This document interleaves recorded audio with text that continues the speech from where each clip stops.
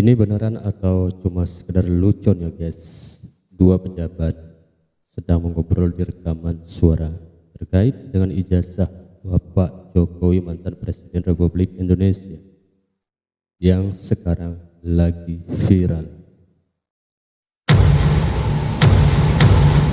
Jadi terbongkar ya guys, yang busuk selama ini. Kalian dengarkan baik-baik ini ya.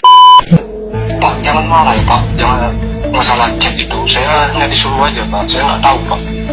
Iya, bukan masalah seperti itu, tapi ini kan udah terlanjur viral.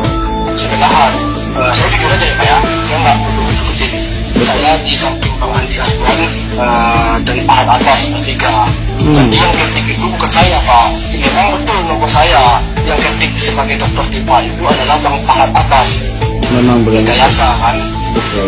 Bapak ya, saya jangan marah Pak ya, banyak kali nomor lain yang serang saya. Sudah ada yang saya jelasin, ada yang percaya, ada yang makin maki saya nggak tahu menahu Pak.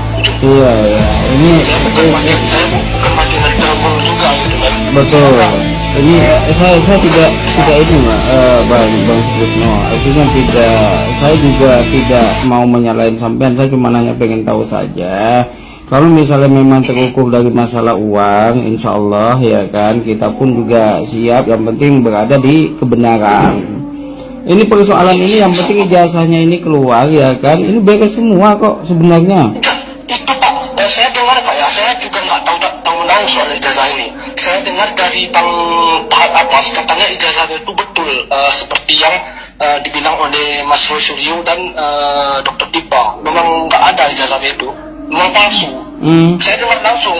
Jadi beliau bilang, Bang Farhad bilang, jangan sampai kasus ini ke pengadilan. Kalau seandainya sampai ke pengadilan itu bakalan terbongkar palsu atau enggaknya. Nah itu dia.